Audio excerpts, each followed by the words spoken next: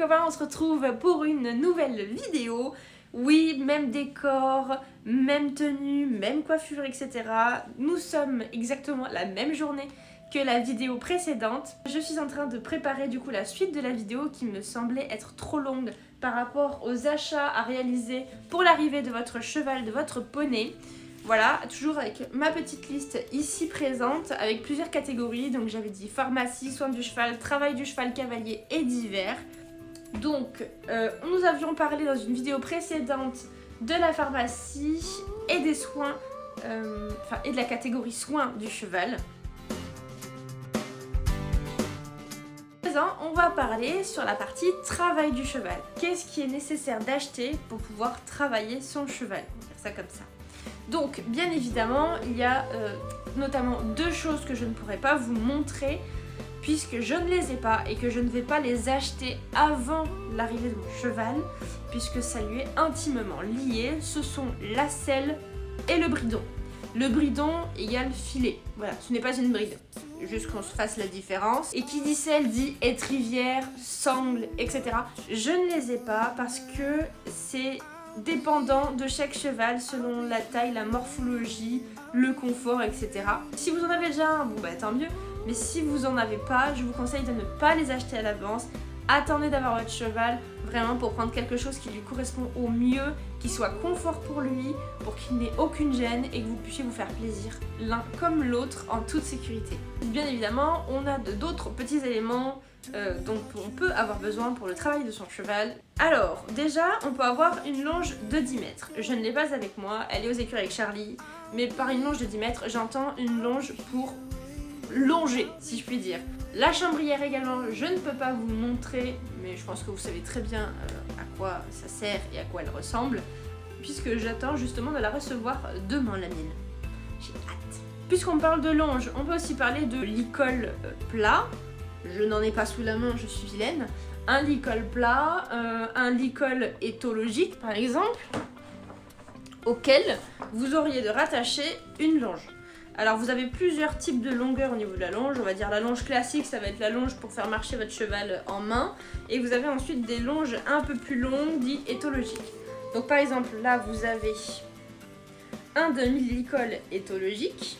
Si j'arrive à vous le montrer digne de ce nom. Donc ça c'est mon licol éthologique auquel j'y ai une longe qui doit faire je crois 3,70 m, quelque chose comme ça, qui est relativement fine et relativement grande parce que son objectif n'est pas de tirer le cheval, etc. C'est une longe qui va permettre de mettre de la distance tout en étant connecté à son cheval sur le travail à pied. Voilà. Donc franchement, juste une petite mention au niveau du licol, que ce soit du licol plat et du licol éthologique, je vous conseille d'en avoir deux pour la simple et bonne raison que si votre cheval il en casse un, vous en avez toujours un deuxième en réserve au cas où. On sait jamais, ça peut très bien arriver. Et si vous vous retrouvez sans licol et sans pouvoir manier votre cheval de l'amener à un point A à un point B, ça peut être un peu compliqué. Donc moi je sais que j'ai deux licols plats. Faudrait que j'en achète un troisième d'ailleurs au cas où. Mais j'ai deux licols plats. Et j'ai deux licols éthologiques. Alors ça, je pourrais en avoir qu'un en vrai, mais c'est parce que j'ai voulu acheter celui-là qui était beaucoup trop beau. L'autre, c'est le bleu ciel que vous avez déjà sûrement vu dans certaines de mes vidéos avec Charlie. Ensuite, qui dit selle, on va donc parler des tapis. Alors, il faut savoir que moi, j'ai seulement deux très vieux tapis de quand j'ai commencé l'équitation qui sont à l'écurie avec Charlie mais que je ne peux absolument pas mettre parce que Charlie en fait il a une selle dite de randonnée. Donc j'ai fait l'acquisition, à mon plus grand désarroi, c'est faux, de ce magnifique tapis bleu roi de chez Kentucky. Pour l'arrivée de votre poney ou de votre cheval, je vous conseille d'avoir au moins deux tapis avec vous. C'est le minimum syndical, j'ai envie de vous dire. Tout simplement parce que si vous avez un tapis qui subit les dégâts, on va dire, certaines dents des chevaux, parce que des fois ils aiment bien jouer avec, ou tout simplement en été, quand les chevaux ils ont transpiré, etc., que votre tapis il est humide, il a pas eu le temps de sécher, c'est pas hyper cool de le remettre sur votre cheval. Donc pour faire un roulement au niveau des lavages, je trouve que c'est pas mal d'avoir deux tapis. Après le tapis, normalement au-dessus vous pouvez rajouter un amortisseur. Alors à mon sens, je n'en ai pas, enfin si j'en ai certains mais que je ne sers plus du tout, et qui sont restés d'ailleurs chez mes parents. À mon sens, il n'y a pas besoin d'amortisseur tant que votre selle est adapté à votre cheval et que vous décarottez bien, etc. Si votre selle est bien adaptée, normalement, je vais essayer de vous montrer sans me mettre des poils partout, vous verrez sur votre tapis, hop, c'est très très dur à faire en fait. Vous verrez sur votre tapis, là vous le voyez, hop, la selle de Charlie lui convient relativement bien. Alors là c'est toute la poussière et ensuite ici vous avez une très grande ligne noire qui va jusqu'en bas, même si j'ai beaucoup de mal à vous le montrer. Ça indique qu'il n'y a pas de point de pression, voilà, au niveau de la ligne dorsale du cheval. Et c'est ce qui indique, c'est un des indicateurs qui montre que la selle est adaptée à votre cheval. Donc pour moi, si la selle est adaptée, il n'y a pas lieu d'avoir un amortisseur. Maintenant, si elle n'est pas très bien adaptée ou si vous avez une selle pour plusieurs chevaux et que au niveau des points d'appui vous n'êtes pas trop sûr, etc. Alors soit je vous conseille de faire appel à un saddle fitter, quelqu'un qui va vous rediriger vers une selle adaptée, soit soit vous pouvez mettre un amortisseur effectivement pour pallier le fait que la selle ne soit pas hyper adaptée à votre cheval. Ou alors vous pouvez le mettre aussi en cas de grands impacts sur des hautes hauteurs de saut d'obstacles, etc. Toujours au niveau du travail à cheval, on va avoir besoin parfois de certaines protections, donc que ce soit pour le saut d'obstacle ou l'extérieur, voilà. Alors tout ce qui est guêtres, je les ai toujours aux écuries avec Charlie, mais je pense que vous pouvez les voir aussi dans la vidéo que j'avais fait de saut d'obstacle avec Charlie. Ce sont des guêtres simples ouvertes que j'avais déjà à l'époque, il y a de ça des années et des années, mais qui tiennent encore le coup. Donc des guêtres, on va dire toutes simples. Je n'ai pas de guêtres de dressage parce que je ne fais pas de dressage actuellement, donc je me suis dit que ça pourrait très bien attendre que j'en fasse tout simplement, ou que j'ai mon futur cheval. Sinon toujours dans les achats, alors je ne les ai pas fait récemment, c'est des affaires que j'avais déjà du temps où j'étais en club et en même temps demi-pensionnaire. Mais j'ai des guêtres complètes fermées, voilà, pour le cross, donc j'ai antérieur et postérieur. Voilà, bon, moi c'est du taille cheval. Et pour l'extérieur aussi, j'ai des cloches en caoutchouc. Alors c'est des cloches qui sont par scratch, très pratiques, plutôt qu'ils ne s'enfilent. Donc voilà, c'est des petites choses que j'ai déjà. Qui dit filet, dit aussi un mort. Alors, je n'en ai pas, vous vous en doutez bien, parce que je n'ai pas mon cheval, je ne vais pas acheter de mort pour un cheval de demi-pension qui ne m'appartient pas. Donc je n'ai pas de mort, je verrai d'ailleurs ce qui conviendra à mon futur cheval ou pas. Mais sachez que avoir un ou plusieurs morts, ça peut vous être utile. Mais prenez-les seulement après avoir eu votre cheval, ce serait dommage d'en acheter un qui ne vous servira, si ça se trouve, jamais, puisqu'il n'est peut-être pas adapté à lui. Ensuite, qui dit filet toujours, dit une paire de rênes. Alors normalement, vous achetez votre paire de rênes en même temps que vous achetez votre filet. Ce que j'entends par une paire de rênes, c'est qu'il faut souvent penser à avoir une paire de rênes de secours. Voilà.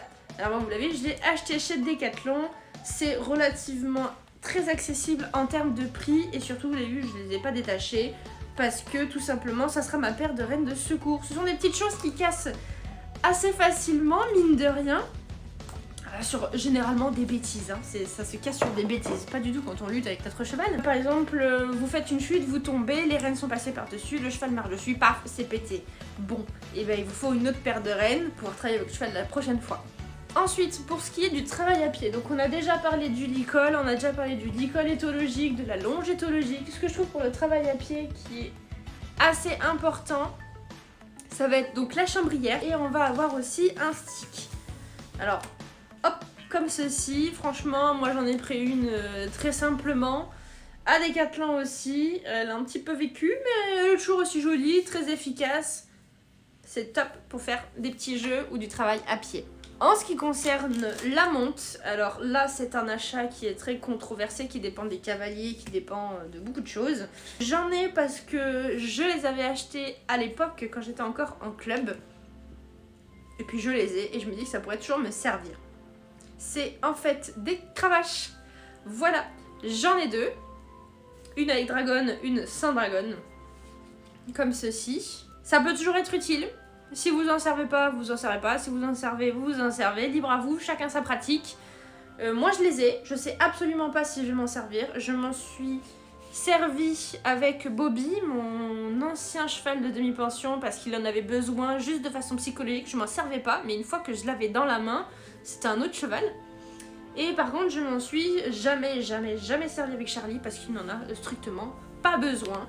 Maintenant, je verrai si j'en ai besoin ou pas pour mon futur cheval. Quoi qu'il en soit, j'en ai. C'est à vous de voir si vous voulez en prendre une ou pas. Je vous laisse choisir. Passer à la catégorie du cavalier. Alors déjà un élément essentiel, une bombe, voilà, un casque. Vous voyez, si vous voulez juste une bombe classique pour la monture classique, ou si vous voulez une bombe ensuite de cross, faites attention, toutes les bombes classiques ne sont pas agréées pour faire du cross à cause de la visière. Il faut que la visière puisse se libérer, se casser, etc. sans venir vous blesser. Voilà, ensuite bien évidemment il vous faudra des bottes ou des boots avec des chaps, ça dépend de ce que vous souhaitez. Et puis voilà, le pantalon imperméable. Selon toutes les conditions possibles, je trouve qu'un pantalon imperméable, c'est la vie, comme on dit.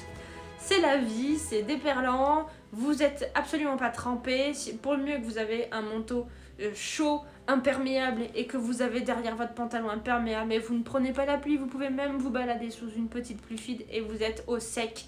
Et ça change toute la donne. Une balade au sec, par exemple, c'est génial.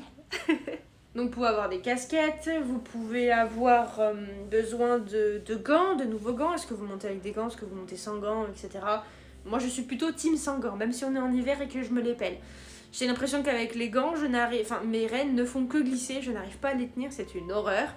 Va peut-être falloir que j'essaye de trouver des gants adaptés aussi, hein, parce qu'à l'époque je ne prenais que des gants Décathlon, ils sont bien, mais c'est pas forcément les meilleurs.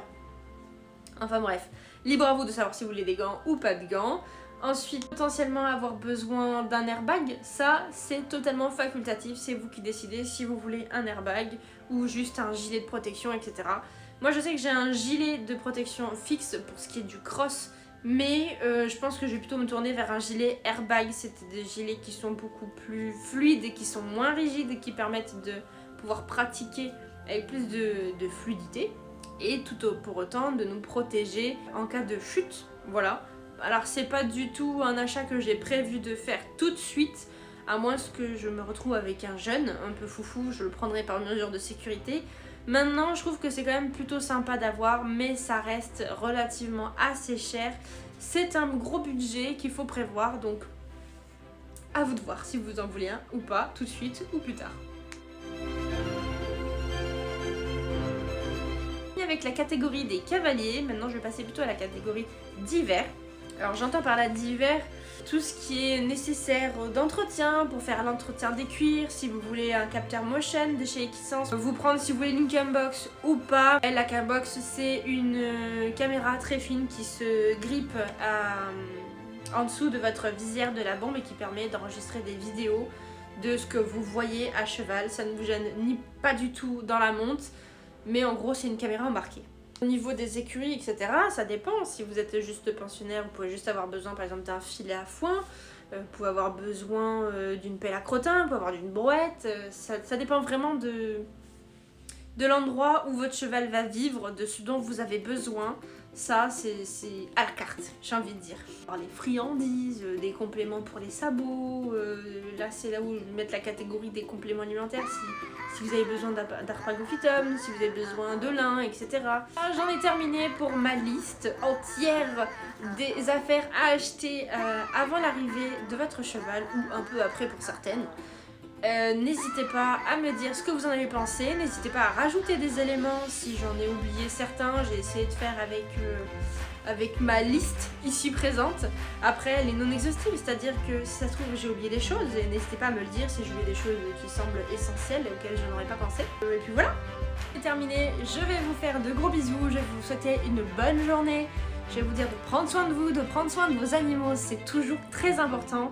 Je vais vous laisser là-dessus, j'ai des choses à faire et surtout j'ai de la maison à ranger et tout mon bazar ici présent avant d'aller travailler et encore avant ça d'aller promener les chiennes. Donc à bientôt, à plus. Uh-oh.